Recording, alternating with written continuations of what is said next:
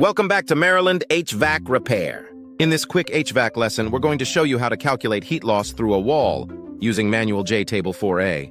Let's break it down using a simple example. You've got a wall that's 26 feet wide and 8 feet high. It's built with 8-inch open-core concrete blocks, has R13 insulation, and includes 13x5 a window.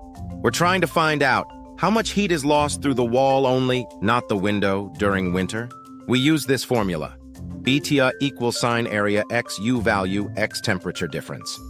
Step 1. First, calculate the wall area, but don't forget, we need to subtract the window. Wall. 26 times 8 equals 208 square feet. Window. 3 times 5 equals 15 square feet.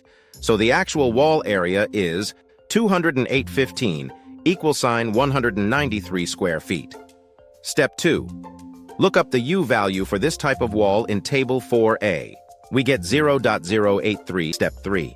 The question is asking about heat loss, so we use the winter temperature difference, which is 50 degrees Fahrenheit. Now plug everything in. BTUh equals sine 193x 0.083x 50 equals sine 801. So this wall loses 801 BTUs per hour during cold weather. And that's how you calculate heat loss through a wall using manual J Table 4A, even when there's a window in the way. If this helped you, give us a like, hit subscribe, and keep watching Maryland HVAC Repair for more HVAC training made easy.